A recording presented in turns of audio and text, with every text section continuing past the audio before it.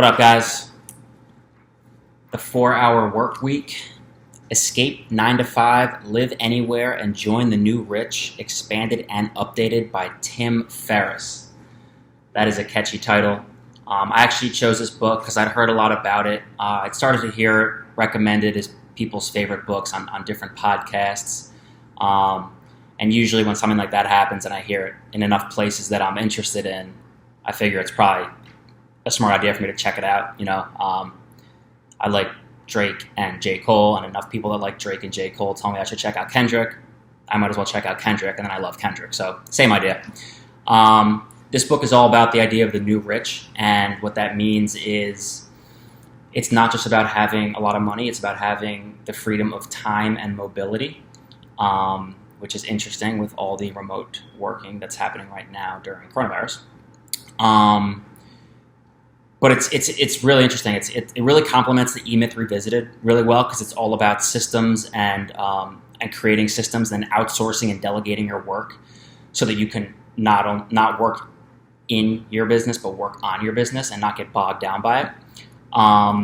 And he talks about a bunch of different ways with this, and there's actually tons of like step-by-step stuff in here. Like you could go through. He lists all sorts of different resources for everything that he's talking about, so it's really hands-on. And he's really big on like the Pareto Principle, which is the 80-20 rule. 80% of your output comes from 20% of your input. So only focus on the most important things and cut everything else. He's big on Parkinson's law, which is the task at hand will expand into the time that you allow it. So if you give yourself 40 hours a week to do work, you're going to spend all 40 hours a week doing work. And if you give yourself stricter deadlines and cut your time down that you have to work on things, you're going to actually get more accomplished in less time. So there's a lot of really interesting stuff in here. It's a really good book. It definitely changes how you think about things.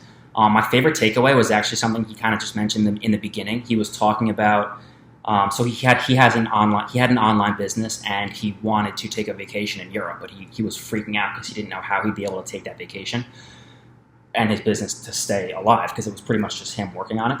And he has a section where he calls conquering fear, where he realized that even if everything went wrong when he was in Europe, back in America on his business, the worst that it would affect his life would be like a 3 or a 4 out of 10. It wasn't like he was planning to rob a bank or commit a murder. He wasn't going to be going to jail for life if his business fell apart. It would suck, but he'd cut expenses and get back on track and figure it out. But if things did go well and he was able to figure out how to run his business remotely, it could have a life-changing effect on him and be like a 9 or a 10 and totally change his life. So I just really like the way he kind of presented that concept as far as how you can understand just the odds and the potential impact of what your decision-making could do to your life. And if you're real with yourself, you might realize that there's a lot of good reasons to try something new, and it can really be life-changing. So if you guys read this book, I would love to hear from you. Let me know what you thought about it, what stood out to you.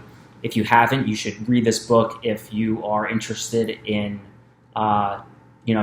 remote work, honestly, and finding ways to delegate and outsource and be productive without having to be limited to working in specific places at specific times. Otherwise, please hit the subscribe button, and I'll catch up with you guys soon. Peace.